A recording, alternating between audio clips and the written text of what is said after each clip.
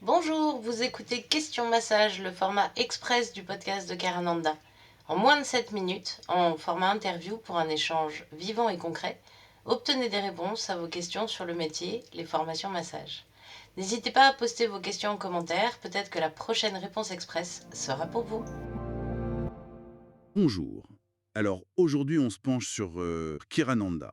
C'est un centre de massage et de bien-être à Rennes. On a regardé un peu ce qu'on trouve en ligne, sur leur site, leur réseau. L'idée, c'est de comprendre ce qu'ils proposent exactement. Formation, séances individuelles. Qu'est-ce qui fait leur spécificité? Oui, bonne idée. Déjà, le nom, Kerananda, ça intrigue un peu. Ker, le lieu, en breton, on imagine, et Ananda, c'est la béatitude en sanskrit. C'est ça. Ça donne le ton. C'est fondé par Juliette Groslimune de Porter. Apparemment, elle a plus de 20 ans d'expérience dans le domaine. Et donc, comme tu disais, il y a cette double casquette.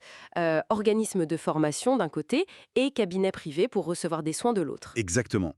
Et le fil rouge, si on peut dire, c'est leur approche. Le toucher présence, c'est une marque déposée par eux. Toucher présence, ça suggère quelque chose de très centré sur l'instant, sur la qualité de la relation par le toucher, j'imagine. C'est l'idée, oui. D'après ce qu'on lit, ça met vraiment l'accent sur l'intention, l'écoute profonde du praticien. C'est pas juste mécanique, quoi. D'accord. Et pour montrer patte blanche, ils ont des agréments importants, non? France Massage, AMCA, FFMBE. Oui, praticienne agréée France Massage, et l'école est partenaire de la MCA et surtout de la Fédération française de massage bien-être. Ce sont des références dans le milieu. Justement, l'école de formation, parlons-en. Qu'est-ce qu'elle a de particulier? Ben, un truc qui ressort, c'est qu'il serait le seul organisme de formation dans tout le Grand Ouest à être agréé par la FSMBE. Ça, c'est un point fort quand même. Ça veut dire un niveau d'exigence reconnu. Ils ont aussi la certification Calliope. Ça, c'est pour la qualité des formations professionnelles. C'est devenu un peu incontournable pour les financements, etc. D'accord. Et on y apprend quoi, concrètement? C'est pour qui? Alors, il y a plusieurs niveaux. Une formation initiale assez longue, 300 heures, pour devenir praticien et viser le label France Massage. Ok, pour ceux qui veulent en faire leur métier. Voilà. Et puis, il y a des modules plus courts de la formation continue. Ça, c'est pour les professionnels qui sont déjà installés dans le bien-être, l'esthétique ou même les soignants. Pour se perfectionner et ajouter une corde à leur arc. C'est ça. Et enfin, des ateliers découvertes, plus accessibles, pour apprendre des gestes simples pour le cercle familial ou amical. Et j'avais noté un truc sur l'accessibilité, non? Oui, c'est intéressant. Il mentionne avoir accueilli une élève non-voyante. Ça montre une certaine souplesse pédagogique, une volonté d'adapter leur enseignement. C'est un beau signe d'ouverture, en effet. Bon, et l'autre côté, le cabinet privé. On peut y aller pour recevoir un massage. Oui, bien sûr, sur rendez-vous. Et c'est assez large comme public, hein. Adultes, couples, femmes enceintes aussi, ados, enfants et même les bébés. Ah oui, c'est très ouvert. Ça colle avec l'idée de personnalisation, j'imagine. Tout à fait. Ils insistent beaucoup là-dessus. Il y a un temps d'échange avant pour comprendre la demande, choisir les techniques. On peut ajuster la pression, les zones, Et ils utilisent des produits de qualité, j'ai vu. huiles bio, huiles essentielles bio. Oui, c'est précisé.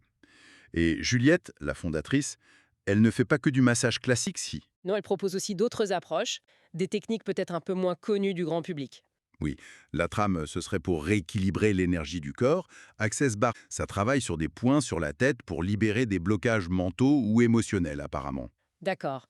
Et il y a une option sympa aussi, le spa des élèves, pour se faire masser par les étudiants. C'est ça. Souvent, c'est à un tarif plus abordable. C'est un bon plan pour découvrir et ça permet aux élèves de pratiquer. Parlons un peu de la fondatrice, Juliette Groslimont. Son parcours a l'air assez riche, non? Oui, elle s'est formée dès 2001. Elle a exploré pas mal de choses. L'Ayurveda, le toucher créatif, les galets chauds, les bols tibétains. Ah oui, un parcours varié. Ça explique sans doute cette approche intégrative de Kirananda qu'elle a créée en 2008. Et elle ne fait pas que pratiquer ou former, elle écrit aussi.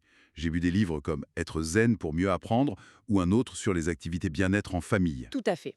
Ça montre bien son envie de diffuser ses idées au-delà du cabinet.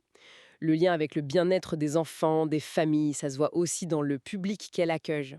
Elle a même un podcast, Le bien-être dans tous ses états, et un blog. Elle donne des conférences. C'est clair qu'elle est passionnée et qu'elle a envie de partager. C'est une figure engagée dans son domaine, visiblement. Alors comment rassurer les gens qui hésiteraient, que ce soit pour une formation ou une séance? Bah, il y a les labels et agréments dont on a parlé. Le label France Massage, par exemple. Ça garantit une formation solide, mais aussi un certain cadre. Accueil soigné, respect de la personne, un code de déontologie. C'est important dans ce secteur où la confiance est primordiale. Et les avis des clients, ça donne quoi? Le site affiche une note excellent, basée sur une cinquantaine d'avis. Les gens parlent de la pédagogie, de l'écoute, de la bienveillance. Pour les séances, on lit des choses sur le lâcher-prise, des expériences positives pendant la grossesse, l'accueil chaleureux. Ok, donc des retours assez concrets et positifs. Oui. Et pour ceux qui veulent en savoir plus, il y a leur site web qui a l'air assez complet, calendrier des formations, prise de RDV en ligne, des articles de blog. Et ils sont sur les réseaux sociaux aussi, j'imagine. Instagram, Facebook. Oui, LinkedIn aussi. Ils ont une newsletter et un contact téléphonique pour le secrétariat si besoin.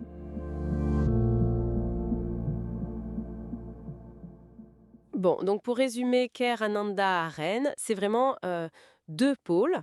Une école de formation reconnue avec cet agrément FFMBE et Calliope. Et d'un autre côté, un cabinet qui propose des séances pour tous les âges, très axé sur la personnalisation et ce fameux toucher présence.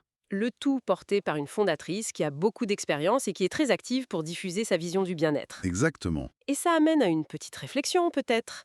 Quand on voit comment ils essaient, elle notamment avec ses livres, d'amener le toucher bienveillant à l'école, en famille, on peut se demander quelle place on pourrait donner à un toucher plus conscient, plus présent dans notre propre vie de tous les jours, au-delà de la simple séance de massage de temps en temps, quoi. C'est une bonne question à laisser en suspens.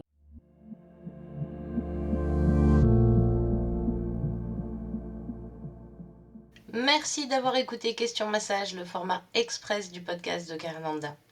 Pour aller plus loin, découvrez mes épisodes longs, 30 à 45 minutes, où je vous partage connaissances, astuces et expériences.